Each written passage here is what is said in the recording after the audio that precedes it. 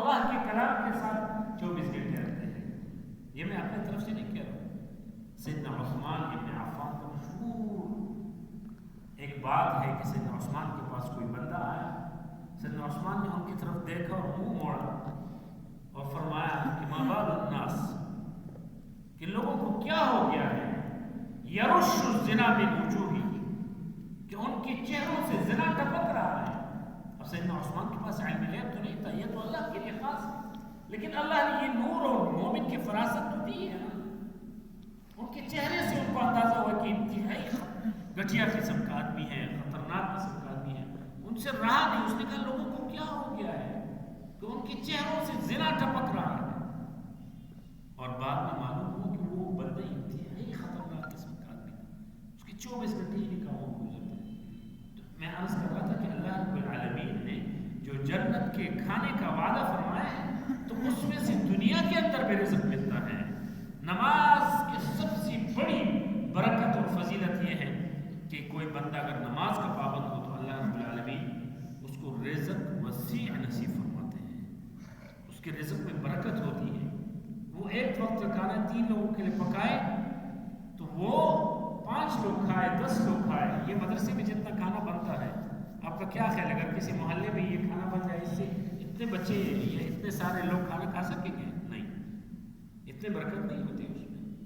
اس لیے میرے دوستوں اور بھائیوں، کوشش یہ کی جائے کہ یہ جو مسجد ہے اس کے اندر جو نماز کے اوقات ہیں، ان اوقات اس کا اہتمام کیا جائے. اور ہم اللہ کے نبی صلی اللہ علیہ وسلم نے، یعنی اس میں بھی اللہ کے نبی صلی اللہ علیہ وسلم نے جنت کی خوشخبری سنائی ہے کہ جو 12 رکعت سنن ہے، سنتیں جو تطوع ہیں، نوافل میں سے ہیں. فرض اور نفل میں یہ سنت میں فرق یہ ہے کہ سنت کبھی کبھار ترک ہو سکتی ہے. آپ سفر میں ہیں تو آپ سنت نہ پڑھیں سوا فجر کی سنت ہوگی. اب کوئی مجبوری ہے، آپ پوری 10 رکعت ظہر کی نماز نہیں پڑھ سکتے ہیں تو آپ اس میں سے 4 رکعت پڑھ لیں. اگر گاڑی جا رہی ہے یا طبیعت خراب ہے، 10 کے 10 چھوڑ جاتے ہیں کہ جی بس ٹائم نہیں ہے، اب 10 رکعت کون پڑھے گا؟ تو اس موقع کے اوپر 4 فرض پڑھ لی جائے. لیکن اللہ کے نبی صلی اللہ علیہ وسلم نے ان 12 رکعت سنت کے اوپر بھی جنت کا وعدہ فرمایا.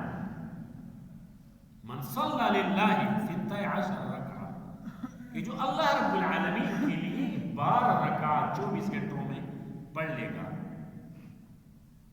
بن اللہ لہ بیتا فی الجنہ، اللہ رب العالمین نے اس کے لیے جنت کے اندر وعدہ کیا ہے، جنت کے دخول کا وعدہ فرمایا ہے. یہ دیکھیں صادق المصدوق صلی اللہ علیہ وسلم یہ فرما رہے ہیں. کسی مولوی صاحب کا، کسی مفسر کا، کسی عالم دین کا قول نہیں ہے، کسی امام کا قول نہیں ہے. بس میں آخری گزارشوں میں یہ عرض ضرور کروں گا کہ ہمیں یقین ہونا چاہیے. میں پچھلے دنوں ایک عرب عالم کا، وہ دم کرتے ہیں جن کے اولاد نہ ہو، جن کو دنیا میں کسی طرح کی کوئی بھی بیماری ہو، وہ دم کرتے اور لوگ ٹھیک ہو جاتے ہیں. ان کے پاس ایک جوڑا آتا ہے اور وہ عرض کرتے کہ شیخ صاحب ہمیں کوئی 11 سال میں غالباً 11 سال پڑھ رہا تھا کہ 11 سال ہو چکے ہیں کہ ہماری شادی ہوئی لیکن بچے نہیں ہیں، اور زندگی کی یہی خواہش ہے کہ اللہ ہمیں بچوں سے نوازے. تو وہ عرب عالم ان کو کہتے ہیں کہ ٹھیک ہے، لیکن کچھ کام آپ نے کرنے ہیں، کچھ میں کروں گا. کچھ وظائف ان کے دیتے ہیں کہ یہ آپ پڑھ لیں، نمازوں کے تو آپ پابند ہیں، کہتے الحمدللہ تہجد گزار ہیں. باقی کچھ وظائف ان کو دیتے ہیں کہ اللہ سے یہ دعائیں کر لے، صدقات کر لے، روزے رکھے پیر اور جمعرات کے، اور تہجد کے لیے اٹھا کرے. تو انہوں نے عرض کیا کہ ہم دونوں الحمدللہ اس کی پابند ہیں. پھر فرمایا کہ آپ کے راستے میں کوئی مارکیٹ آتی ہے جب آپ گھر واپس جا رہے ہوں گے؟ انہوں نے کہا ہاں ایک مال ہے کوئی. انہوں نے کہا اس میں جا کے ایک جھولا آپ نے خریدنا ہے اور اس جھولی کو اپنے کمرے کے اندر رکھے اور اس کے ساتھ جانماز بچھائیں. جب بھی آپ دعا کر لیں اس یقین کے ساتھ کر لیں کہ اللہ اس جھولے کو بھرے گا. یہ آپ کا یقین ہونا چاہیے. اگر یہ یقین نہیں ہے اور جھولا نہیں خریدنا ہے تو نہ اپنا ٹائم ضائع کریں نہ میرا ٹائم ضائع کریں. میں فکر نہیں کرتا اس طرح کے لوگوں کے لیے. اس کی وجہ انہوں نے کہا کہ اللہ کے علاوہ کون سا ڈاکٹر ہے دنیا میں، کون طاقت ہے، کون سی دوائی ہے کہ جو آپ کو بچت دے؟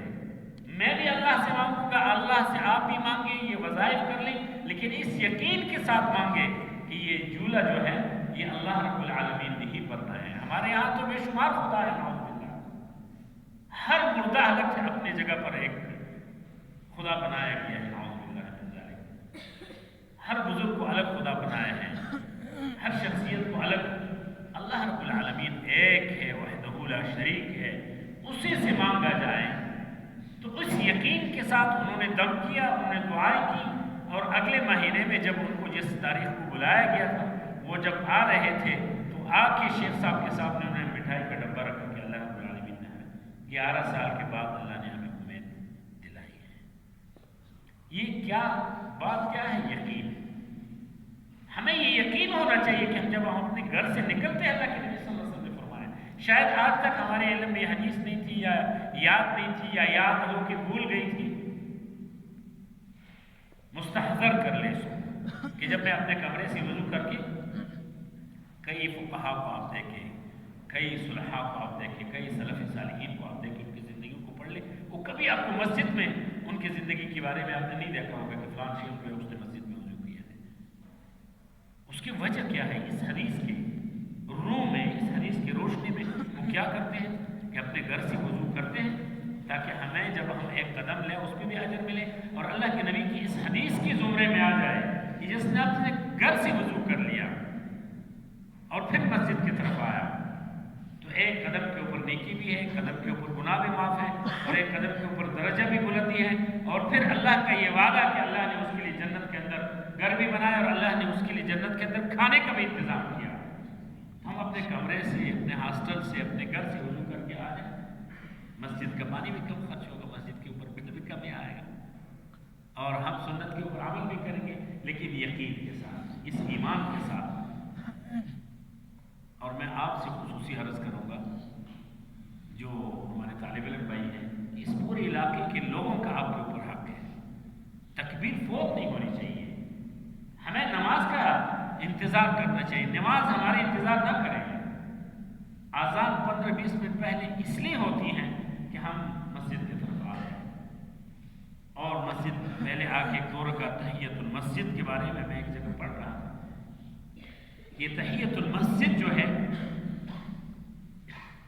اس کے بارے میں اللہ رب العالمین ایک مومن کے اوپر اتنے رحمتیں برساتا ہے کہ سیدنا میکائیل فرماتے ہیں کہ اللہ اس ایک بندے کے اوپر جتنے رحمتیں برساتا ہے، اگر 6 مہینے لگاتار بارش ہو جائے تو میں اس کی ایک ایک قطرے کو گن سکتا ہوں، لیکن اللہ جو 2 رکعت کے اوپر ایک مومن کے اوپر جتنے رحمتیں برساتا ہے، اس کا گننا ممکن نہیں ہے۔ صرف 2 رکعت تحیۃ المسجد۔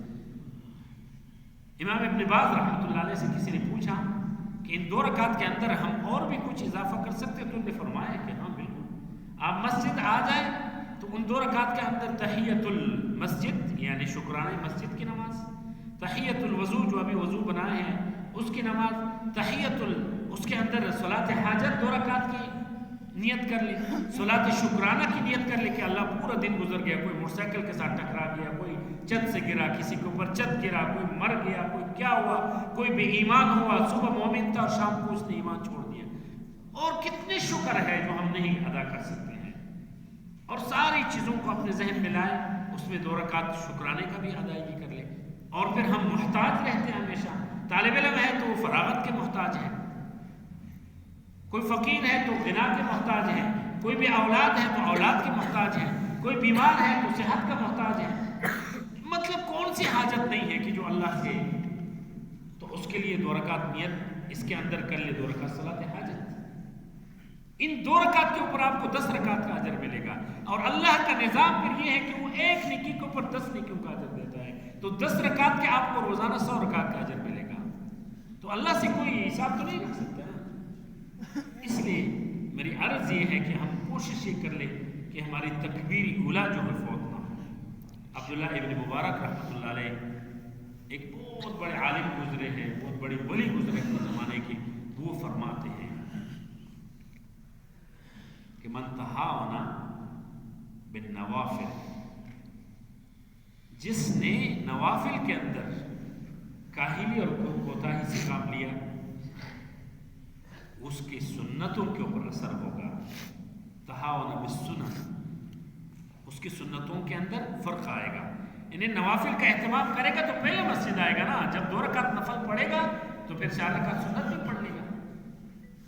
ابھی ٹائم بہت مختصر ہے، ورنہ میں اگر عصر سے پہلے 4 رکعت، مغرب سے پہلے 2 رکعت، مغرب کے بعد 2 رکعت، عشاء کے بعد 2 رکعت، ان سب پہ اجر ہے اور تہجد کا اجر ہے. اس پہ تفصیل میں نہیں جاتے ہیں. فرماتے ہیں کہ وَمَن تَہَاوَنَ بِالسُّنَن، اور جس نے سنتوں کو اہمیت نہیں دی، سنتوں کو آہستہ آہستہ ترک کر دیا. تَہَاوَنَ بِالْفَرَائِض، اس کے فرائض کے اندر نقصان آئے گا. آج فرض نماز چھوڑ دیا، کل فرض روزہ چھوڑے گا، پھر زکوٰۃ چھوڑے گا، اور پھر آہستہ آہستہ کاہلی اور سستی کے نتیجے میں دین سے دور ہوتا جائے گا. وَمَن تَہَاوَنَ بِالْفَرَائِض، اور جس نے فرائض کے اندر سستی شروع کر لی، وہ برباد ہو گیا، وہ ہلاک ہو گیا. یہ حقیقت ہے. دنیا میں تو اس کے پاس بڑی گاڑی ہوگی، بڑی فیکٹری ہوگی، بڑے منصب پہ ہوگا، لوگ اس کو کچھ سمجھتے ہوں گے، لیکن اللہ کے نبی صلی اللہ علیہ وسلم نے فرمایا ہے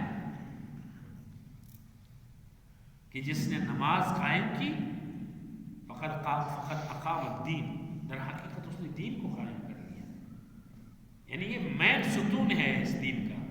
تو اللہ رب العالمین سے میری یہ دعا ہے کہ اللہ رب العالمین جو احادیث ہم نے پڑھی ہے، جو سنی ہے، جو سنائی ہے، اللہ رب العالمین سب سے پہلے مجھے ہم سب کو اس کے اوپر عمل کرنے کی توفیق نصیب فرما دے. اور اللہ رب العالمین